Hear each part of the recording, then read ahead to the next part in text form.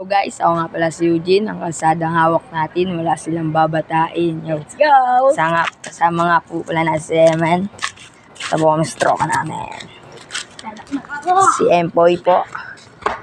Hindi mo tayo tatagal. Babantay tayo tindahan mo. Dahan lang.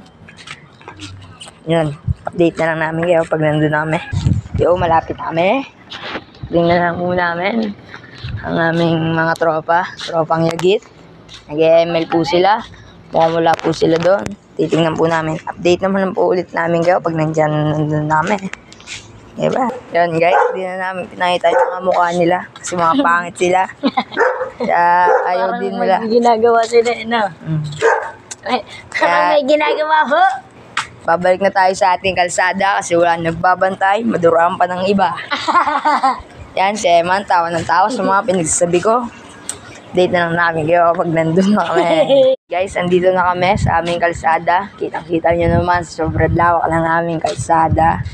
Yan, pasensya na, madilim. Kalsada pa yan, boy. Kalsada namin yan. Ayan, yung ring namin yan, no? Yan, no? Ayan. Kitang-kita mo naman to, si Eman. Eman lang, saka lang. Yan, ayan yung ring namin, no? Shout out. Yun. Shout out kay Arlene Arcillas. Baka naman, pembola.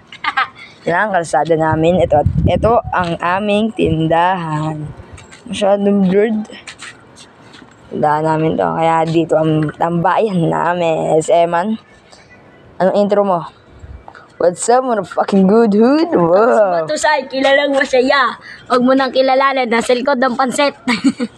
Ay, dito na tayo nagtatapos mga guys. Hindi na natin napakita yung mga mukha nilang pangit. Ayaw nila magpakita. Nasa loob sila ng bahay. Kaya, ako nga pala si Eugene. Kalsadang hawak natin. Wala silang babatain. Ako nga po pala si Eman. Bye-bye! Peace out.